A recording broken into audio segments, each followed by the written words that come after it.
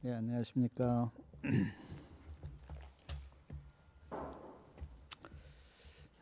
오늘부터는 모세의 생애를 좀 생각해 보겠습니다. 그러니까 바로 왕이 그렇게 한 것처럼 보이지만 실제는 사단이 그렇게 바로 왕을 조정한 겁니다. 근데 우리가 앞으로 보겠지만 사단도 또 어떤 인간도 하나님의 계획을 좌절시킬 수는 없죠. 예를 들어서 예수님이 태어날 때 예수님이 태어나서 구원의 역사를 이루지 못하도록 성경에 보면 몇 살 이하 어린아이를 다 죽였습니까? 2살 이하 어린애를 다 죽였어요.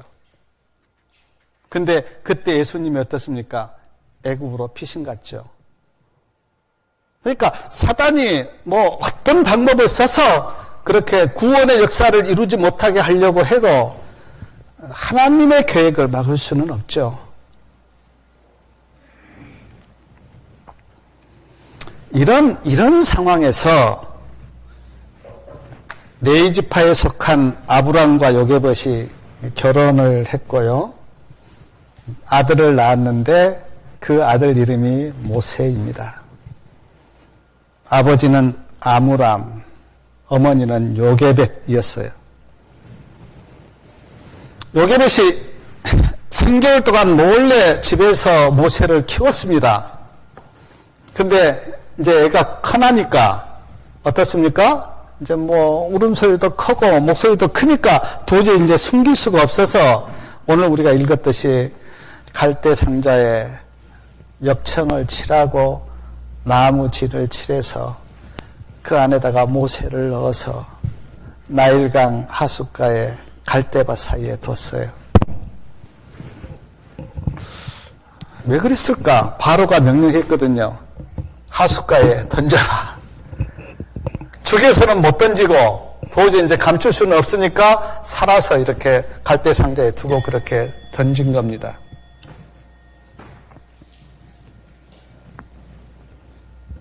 근데 그 갈대 상자를요, 그 히브리의 원어에 보면 이렇게 돼 있다 그래요. 갈대 상자나 노아가 만들었던 그 방주나 원어에는 똑같이 아크라고 돼 있다요. 아크. 노아가 만들었던 방주도 아크라는 단어를 썼고 이 갈대 상자도 아크라는 단어를 썼는데 그러므로 이 갈대 상자는 구원의 방주였고 그 구원의 방주는 누구를 표상합니까? 예수 그리스도를 표상합니다. 나일강 하수에 갈대 상자를 놓고 어떻게 되는지 누나 미리암이 멀리서 지켜보고 있는데 부자 선지자 243페이지에 보니까 천사들이 모세를 보호했다 그렇게 나옵니다. 천사들이 모세를 보호한 거예요. 근데 그때 한번 잘 들어보십시오. 바로 왕의 딸이 목욕하러 하숫가에 왔어요. 왕의 딸이 목욕탕이 없어서 하숫가로 목욕하러 왔을까? 저는 참 이해가 안 되는데 뭐 옛날에는 목욕탕이 없으니까 그럴 수도 있었겠다 하는 생각이 드는데 왜 하필 그때 왔을까? 그때 안 왔으면 모세가 물론 언제까지 살아있을지 우리는 알 수 없지만 만약에 그때 오지 않았다면 모세가 죽일 수도 있잖아요. 그 나일강 거기에서 젖도 못 주고 하는데 근데 왜 하필 모세가 그 하숫가 갈대 상자에 있을 그때 바로 딸이 목욕하러 왔을까? 하나님이 역사하신 겁니다. 제가 이 장면을 이렇게 생각하면서 제가 개혁교회에 오게 된 계기가 제가 마음에 떠올랐는데 그때 제가 우연치 않게 물론 우연은 없죠. 하나님의 뜻인데 제가 고향에 갔어요. 차를 가지고 고향에를 갔는데 그때 김 목사님이 우리 고향에 오셨어요. 그리고 고향에서 내가 광주로 오는데 누구를 모시고 왔냐면 김 목사님을 모시고 왔습니다. 김 목사님이 차가 없는 거예요. 근데 광주에 나오셔야 돼요. 그래서 택시 안에서 김 목사님을 만나게 된 계기가 제가 계획교회에 오게 된 계기였어요. 지금 생각하면 왜 그렇게 그날 제가 고향에 갔고 그날 김 목사님이 우리 고향에 오셨을까?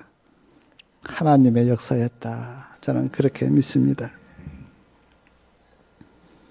바로왕의 딸이 나일강 하수 갈대 사이에 그 상자를 보고 시녀에게 이야기해요. 저 상자가 좀 이상한데 한번 가져와 봐라. 그렇게 바로왕의 딸이 그 시녀에게 시킵니다. 제가 그 장면 이렇게 묵상하면서 갈대 상자 하숫가에 떠 있어요. 뭐 대수롭지 않는 거 아니에요? 그냥 그래 상자가 하나 떠내려왔나 보다 그렇게 할 수 있는데 그게 그렇지가 않았어요. 근데 누가 갈대 상자가 이상하게 보이도록 그렇게 역사하셨을까? 하나님이 그렇게 역사하신 거예요. 갈대 상자를 열어봤습니다. 시녀가 가져와서 갈대 상자를 열었어요. 히브리 나귀가 거기에 있는 거예요. 그리고 그때 모세가 성경에 보니까 뭐 하고 있었습니까? 울고 있는 거예요, 울고.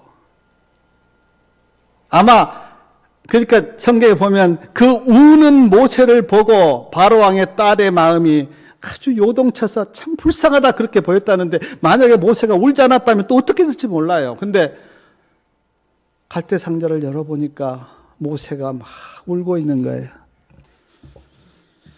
바로왕의 딸이 그 울고 있는 어린아이를 보니까 마음에 아주 불쌍한 생각이 든 겁니다.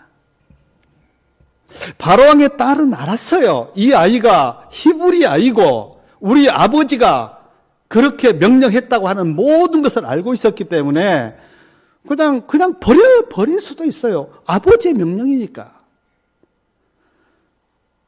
근데 바로왕의 딸이 그 어린아이를 볼 때 마음이 아주 불쌍하고 애처로운 거예요. 근데 이 불쌍한 마음이 들도록 누가 역사하셨는가? 하나님이 역사하신 겁니다. 아멘. 만약에 그 히브리 아이에 대한 증오심이 그 자기 아버지처럼 그렇게 일어났다면 그냥 버려두죠.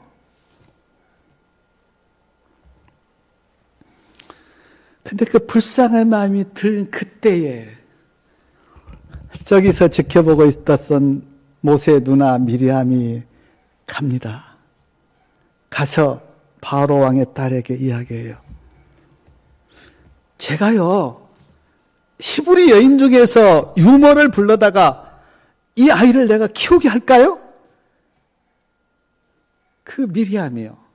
제가 볼 때 미리암은 아주 영리한 여인 같아요. 그 찰나를 놓치지 않고 딱 가서 그렇게 이야기합니다. 그때 바로왕의 딸이 그렇게 하라고. 그런 사람 있으면 좀 불러오라고 그래요. 미리암이 잽싸게 자기 어머니에게 달려갔습니다. 어머니, 바로왕의 딸이 이 내 동생 모세, 어머니의 아들인 그 모세를 키울 사람을 불러오래요. 그리고는 자기 어머니를 모시고 간 거죠. 바로왕의 딸이 모세 어머니 요게벳에게 이렇게 이야기합니다. 이 아이를 좀 키워줄 수 있겠느냐? 그러면 뭘 주겠다? 내가 품삯과 모든 수고비를 내가 주겠다. 그렇게 이야기해요. 요게벳이요. 얼마나 좋습니까? 자기 아이를 키우는데, 죽을 아이를 키우는데 요게벳이 그렇게 하겠다고 그렇게 이야기합니다. 그래서 요게벳이 모세를 키웠어요. 그냥 키운 게 아니고 품삯값을 다 받고 그렇게 키운 거예요. 참 하나님이 하시는 일은 얼마나 놀라운지 몰라요. 우리가 전혀 생각할 수 없는 그 놀라운 일을 하나님이 그렇게 하셨어요. 요게벳이 모세를 몇 살 때까지 키웠습니까? 12살 때까지 12년 동안 키운 겁니다. 다 품삯값 받고 수고비 받고 그렇게 키운 거예요. 요게벳이 모세를 어떻게 키웠는가? 에어니신에 보면요. 요게벳은 그 직감적으로 알았어요. 하나님이 모세를 살린 것이 아마 위대한 그 하나님의 사업이 앞으로 펼쳐질 거다라는 것을 알고 요게벳은 모세를 아주 신앙적으로 키웠는데 증언해 보니까 하나님을 경외하도록 그렇게 키웠어요. 그리고 어머니 요게벳이 모세를 절대로 애굽 신을 섬기지 않는 우상 숭배에 빠지지 않도록 그렇게 키웠고, 그리고 증언해 보니까 어떤 상황에서도 기도로 하나님을 붙들도록 키웠다 그랬어요. 인생이 살다 보면 얼마나 고비고비가 많습니까? 근데 그때마다 하나님을 붙들도록 기도로. 사랑하는 여러분, 기도는요, 그냥 내가 부족한 것을 채우는 그런 건 아닙니다. 내가 하나님께 기도한다고 하는 그 의미는 뭐냐면 내가 하나님을 붙들겠습니다. 그런 의미예요. 내가 하나님을 찾습니다. 내가 하나님의 이름을 부르고 내 모든 문제를 하나님께 내놓습니다. 그게 기도거든요. 기도요. 그러니까 기도한다고 하는 의미는 내가 하나님을 붙듭니다. 내가 하나님을 붙잡습니다. 라고 하는 그런 의미예요. 근데 요게벳이 모세를 그렇게 키웠다는 거예요. 앞으로 보겠지만 얼마나 고비고비가 모세의 생애에 있었습니까? 근데 그때마다 하나님을 붙들도록. 만약 우리의 생애가요, 어떤 상황이나 어떤 고비를 만났을 때 그때 하나님을 붙들고 하나님께 내가 그 문제를 가지고 나아가면 우리의 생애는 믿음에서 믿음으로 갈 겁니다. 그런데 하나님을 붙들지 못하면 그때 우리가 할 수 있는 것은 인간적인 것밖에 없죠. 12년 동안 모세 어머니 요게벳이 모세를 그렇게 키웠다 그랬어요. 그러니까 모세가 그렇게 믿음의 사람이 될 수 있었던 것은 어머니의 영향이 아주 컸죠. 제가 증언의 말씀 읽어보니까 어머니들에게 많이 말씀하셨어요. 아이를 키울 때 믿음으로 키워라. 하나님을 의지하도록 그렇게 아이를 키우라고. 뭐 우리는 다 기회가 지나갔지만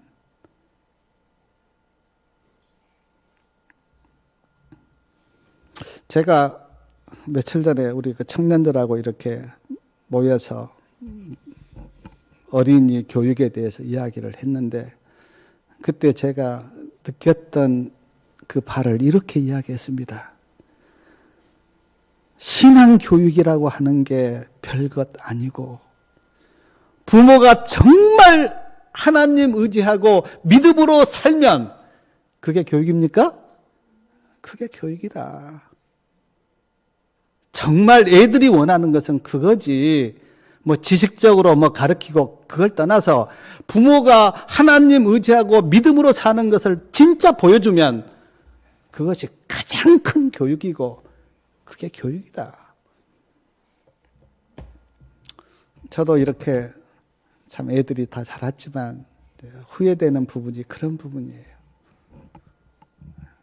내가 정말 하나님이 얼마나 좋은 분이고 하나님이 어떤 분인 것을 내가 삶으로 보여줬다면 그렇지 않았을 텐데 하는 그런 아쉬움과 후회가 있습니다. 아마 부모들이 다 그런 후회할 거예요. 12살까지 어머니 요게벳이 모세를 키웠는데 이제 그 다음에 이제 바로 왕 궁으로 모세가 갔죠.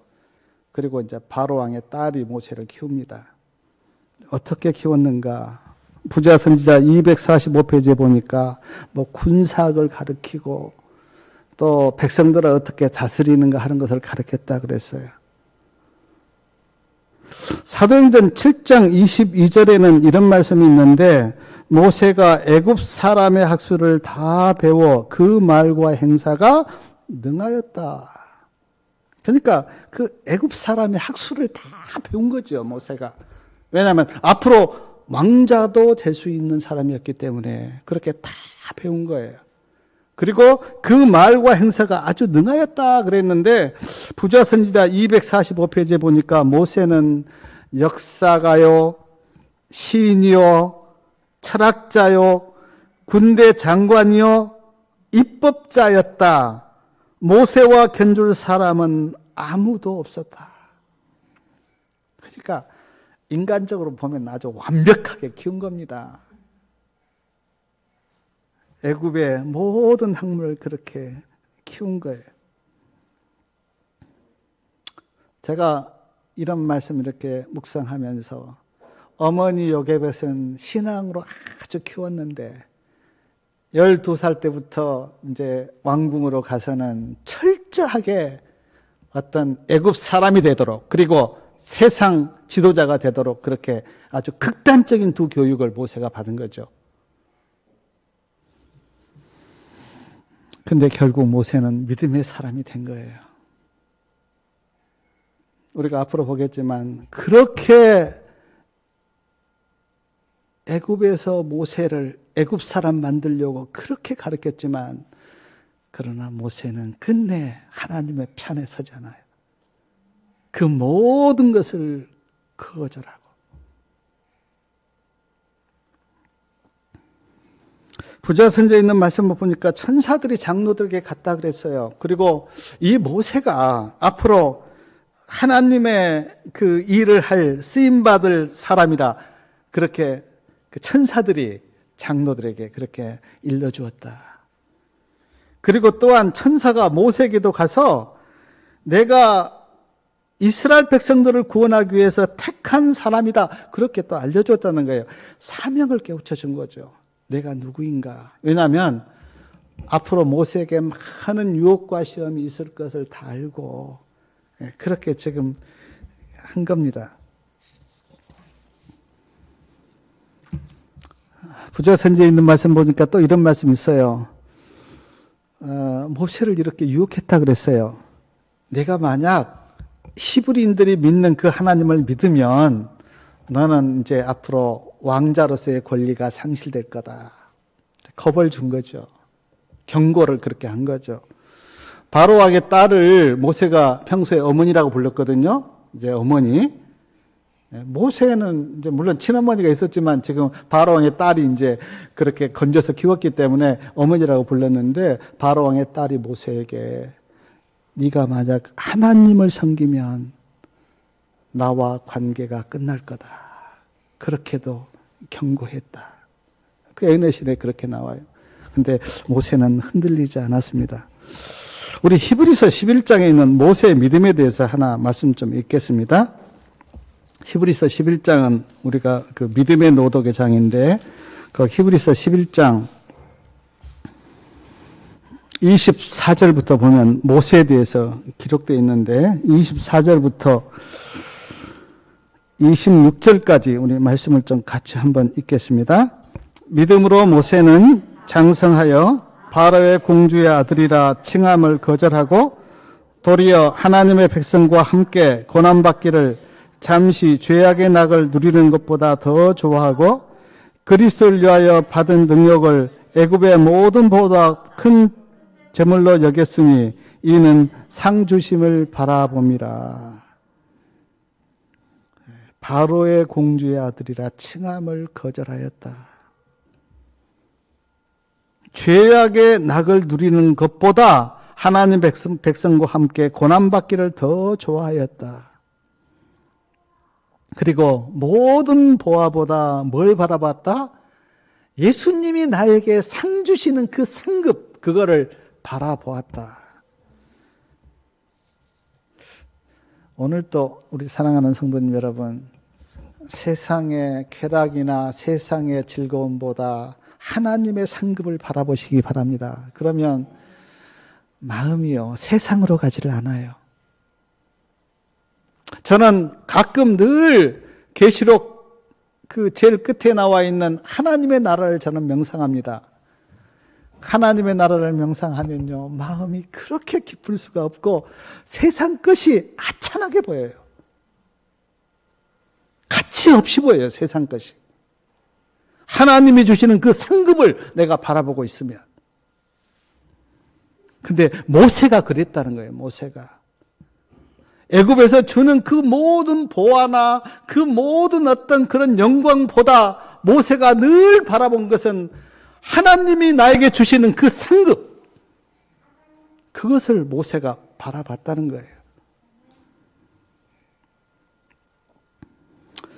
모세가 약 40세가 되었을 때 출애굽기 2장 11절에 보면 왕궁에서 나와서 자기 백성들이 어떻게 사는가 하고 이제 보러 갔어요. 그때 이스라엘 백성들은 아주 고엽게 그 노동일을 하고 있었는데 모세가 다 둘러본 거예요. 내 백성들이 어떻게 사는가. 근데 그때 어떻습니까? 애굽 사람이 누구를 친 거예요? 이스라엘 백성들을 주먹으로 친 겁니다. 그걸 모세가 보는 순간 모세의 마음이 어때요? 자기 백성을 향한 사랑이 막 불릴 듯 일어서 모세가 그 애굽 사람을 쳐 죽이고요. 그리고는 땅에다가 묻었어요. 자기 백성이 애굽 사람들에게 모욕받고 있는 그 모습을 모세가 참아 볼 수 없는 거예요. 제가 여기서 저에게 준 교훈이 두 가지예요. 하나는 우리 성도님들은 누가 하나님을 모욕하고 하나님의 백성들을 모욕하면 어떤 마음이 듭니까? 지금 모세는요, 자기 백성을 모욕하는 것을 보면서 모세가 막 의분이 일어나고 막 흥분돼서 지금 애굽 사람을 쳐 죽인 거 아니에요. 그리고 땅에다 묻었는데 우리 성도님들은 하나님을 누가 모욕하는 것을 보면 어떤 마음이 듭니까? 네? 우리 성민 이모님, 누가 내 앞에서 하나님을 모욕한다 그러면 그때 어떤 마음이 들어요?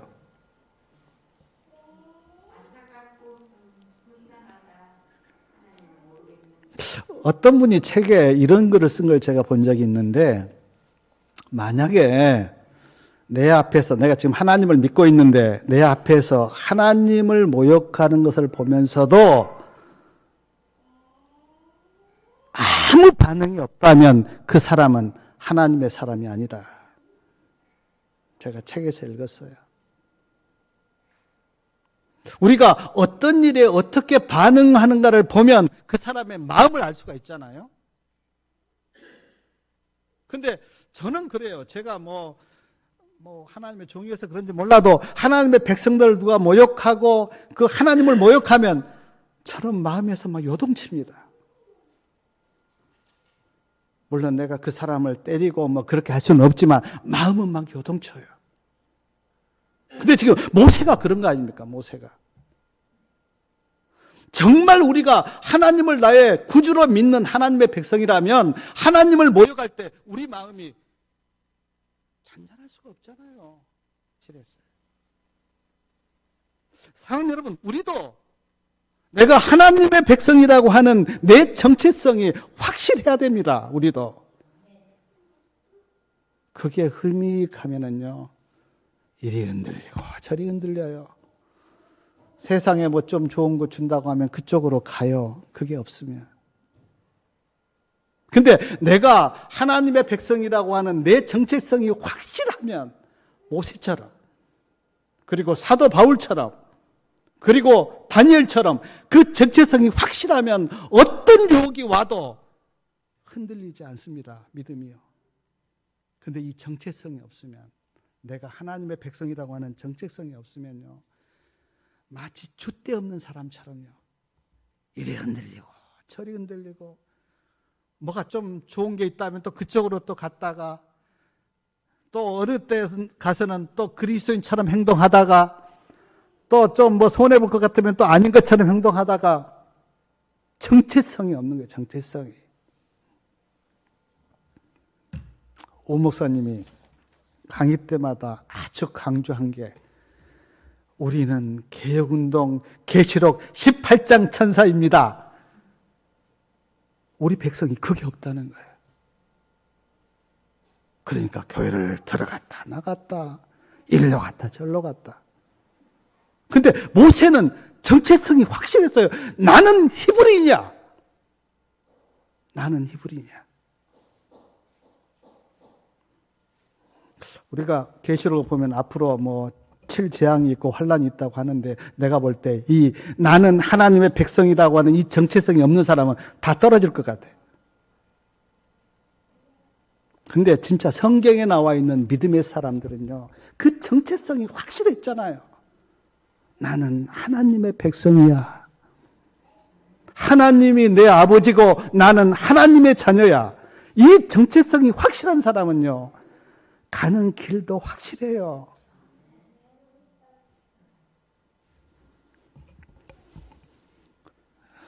모세는 그 애굽의 보화 그 모든 명예가 눈에 보였지만 모세는 나는 히브리 사람이야. 그게 확실했기 때문에 그렇게 행동할 수 있었던 거예요. 모세가 그 다음날 나갔어요. 그 다음날 다시 그 장소에 갔는데 그 다음날은 누구와 누가 싸운 거예요? 이스라엘 백성끼리 싸우고 있는 거야. 그러니까 모세가 누구 편을 못 들게 된 게 이제 자기 백성끼리 같이 싸우니까. 그 말씀 보면요, 이때 모세의 마음이 너무나 찢어질적 아픈 거예요. 자기 백성끼리 싸우니까. 그것도 지금 애굽에서요, 종로를 타면서 진짜 사람 천대 받고 그렇게 사는 그 자기 민족끼리 서로 싸우는 걸 보면서 모세의 마음이 아주 찢어질 듯 아픈 겁니다.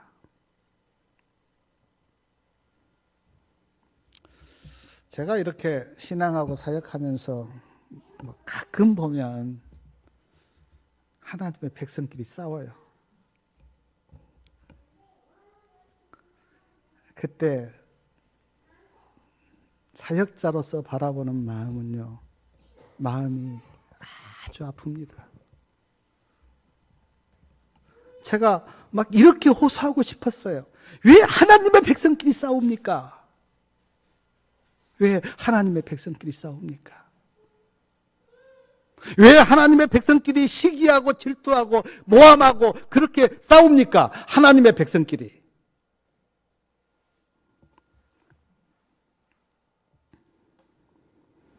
고린도 전서 6장 6절에 보면 고린도 교인들이 서로 싸웠어요. 그리고 세상 법정에 고소까지 한 거예요. 사도 바울이 그 소식을 들었습니다. 그리고 편지를 보냈는데 사도 바울이 아주 애통해하면서 믿지 않는 세상 사람 앞에서 어떻게 형제가 형제를 고소합니까? 부끄럽지도 않습니까? 고린도에서 6장 6절에 나와요. 그 자체가 불입니다.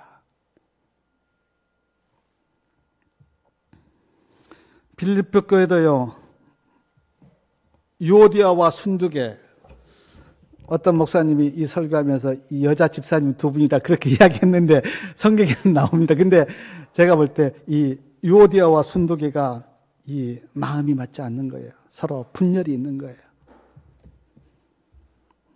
그때 사도 바울이 편지하기를 주 안에서 같은 마음을 품으십시오. 왜 한 분 예수님을 믿으면서 그렇게 마음이 서로 맞지 않아서 그렇게 분열이 일어납니까? 같은 마음을 품으라고 그렇게 빌립보서 4장 2절에 그렇게 나옵니다. 모세도 그 그 한 민족 이스라엘 백성들이 서로 싸우는 것을 보면서 모세가 그 주먹으로 치는 자기 그 동족에게 내가 어찌하여 동포를 치느냐? 그때 그 동포가 그 자기 이스라엘 백성이 하는 이야기가 누가 너로 우리의 주제와 재판관을 삼았느냐? 내가 애굽 사람을 죽인 것 같이 나를 죽이려느냐? 이 말을 듣고 두려워하여 가로되 모세가 이리 탄로났구나. 출애굽기 2장 15절 말씀 한번 읽어보십시오. 이 소식을 누가 들었냐면 출애굽기 2장 15절이에요.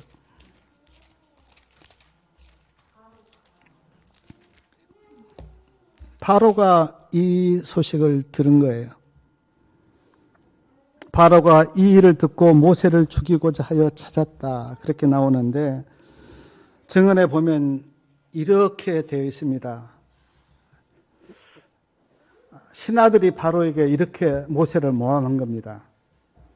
모세가 이스라엘 백성들 편에 서서 애굽 사람들을 대항하고 핍박하고 그렇게 지금 모세가 활동하고 있습니다. 그리고 모세가 이 애굽을 정복하여 자기가 왕이 되려고 합니다. 만약 모세를 가만두면 애굽 나라가 안전하지 못할 겁니다. 그렇게 지금 신하들이 바로 왕에게 모세를 모함한 거예요. 그래서 지금 그 어떤 모함을 듣고 모세가 바로 왕이 모세를 죽이려고 했다. 그렇게 나옵니다. 모세가 상황을 딱 판단해 볼 때 거기 있으면 죽겠거든요. 그러니까 도망가는데 어디로 도망갑니까? 미디안으로 도망가요. 미디안으로. 제가 오늘은 여기까지 하겠는데 사랑하는 여러분, 모세가 죽지 않고 살아난 것, 그리고 어머니가 모세를 키운 것, 천사들이 모세에게 그 사명을 알려준 것, 이런 일들을 우리가 성경에서 보면서 어떤 생각이 듭니까? 저는 제 마음속에 하나님이 일하시는구나. 하나님이 개입하셔서 하나님이 도와주시는 거구나. 그 하나님의 손길이 제 마음속에 느껴졌어요. 하나님의 손길이. 저는 제가 요즘도 그렇고 옛날도 그러는데 저는 참 지혜가 없는 사람이에요. 그리고 아까 우리 성민 이모님도 말에 대해서 이야기했는데 말도 하고 나면 저는 후회 참 많이 합니다. 내가 그때 그 말 안 했어야 되는데 하는 그런 생각이 참 많이 드는데 저는 지혜가 부족해요. 근데 제가 고백할 수 있는 게 뭐냐면 하나님이 저를 도우세요. 그래서 큰 문제가 없도록 그렇게 저를 도와주세요. 저로서는 일을 어떻게 할까 제가 고민하고 기도하고 하는데 나중에 보면 하나님이 저를 도와주셨다고 해요. 하나님의 손길이 느껴져요. 그러니까 하나님이 살아계심을 제가 경험하면서 살아요. 한번 영적인 안목을 좀 열어보십시오. 하나님의 손길이 느껴져요. 그리고 하나님이 살아계심이 마음에 느껴져요. 영안이 닫혀있는 사람은 그거 잘 못 느끼죠. 그러나 우리가 영적인 안목을 딱 열어서 그렇게 보면 그 하나님의 손길이 느껴지는데 열왕기하 6장 17절에 보면 저희 눈을 열어서 보게 하옵소서 이런 말씀이 나오는데 우리가 말씀 알잖아요. 엘리야를 다 둘러싸고 있는데 그 사원들이 모르는 거예요. 그러나 눈을 열어서 보게 할 때 그들이 보고 참 놀라지 않습니까? 사랑하는 여러분, 하나님은 지금도 우리 곁에 살아계셔서 우리를 도우세요. 믿습니까? 근데 우리가 그 손길을 느낄 때가 너무 참 드물어요. 하나님은 매일 우리를 도우시고 우리의 필요를 공급하시고 우리와 함께 하시는데 우리는 그 하나님의 손길을 느끼지 못해요. 근데 저는 지금 출애굽기 모세가 탄생하고 그 죽을 고비를 넘고 이렇게 자라나는 그런 거 보면서 제 마음속에 하나님의 손길이 느껴지는 거예요. 하나님의 손길이. 하나님은 우리 곁에서 나를 도우시고 우리 성도님들을 도우시고 계시구나. 그 생각하면 찬양이 나오고 감사가 나오잖아요. 하나님 감사합니다. 내가 사는 것이 하나님의 은혜이고 내가 참 이렇게 참 하나님 믿고 신앙하는 그것도 하나님의 은혜입니다. 주 안에 있는 나에게 그 찬미 우리가 다 아실 건데 그 찬미를 작사한 사람 이야기를 제가 전에 들은 적이 있어요. 근데 그분이 교사였어요. 교사였는데 이름은 잘 생각 못 하겠는데 교사였는데 어느 날이요. 교사 그 학생 중에 아주 불량 학생이 있는 거예요. 근데 그 불량 학생이 있는데 그 불량 학생을 어떻게든 좀 잘 지도해 보려고 이렇게 하는데 그 불량 학생이 너무너무 나쁜 학생인데 그 선생한테 뭘 던진 거예요. 그리고 그 선생이 그걸 맞았어요. 그리고는 병원에 입원해 있습니다. 움직이지 잘 못한 거예요. 그래서 막 그 힘들어하고 있는데 그 청소부 아줌마가 막 찬양을 하면서 막 그러는 거예요. 속으로는 처음에 무슨 청소부 주제에 무슨 저렇게 찬양을 하냐. 속으로 이제 그랬는데 그 청소부 그 아줌마가 나는 하나님을 믿으니까 너무 행복하고 좋다고 그러면서 막 찬양을 하면서 막 청소를 하는 거예요. 그때 마음속에 깨달아진 게 있어서 다시 하나님을 붙든 거예요. 그리고는 마음이 바뀐 거예요. 그리고 찬미를 작사한 게 주 안에 있는 나에게 그 찬미였다고 하는 이야기를 제가 들었는데 사랑하는 여러분, 우리 모두가 다 하나님의 손길을 느끼고 삽니다. 믿음으로 그걸 보셔야 돼요. 영적인 안목이 열리면 그 하나님의 손길이 내게 가까이 와서 나를 돕는다고 하는 게 느껴져요. 근데 영적인 안목이 닫혀 있으면 모르죠. 좀 영안이 열려서 성령의 도우심과 말씀의 능력으로 영안이 좀 열려서 주님이 나를 돕고 계신다고 하는 그 놀라운 사실을 발견하고 주님을 찬양하시기 바랍니다. 우리 모든 성도님들에게 한 주일 동안 하나님의 은혜가 함께하기를 바라면서 말씀을 마치겠습니다.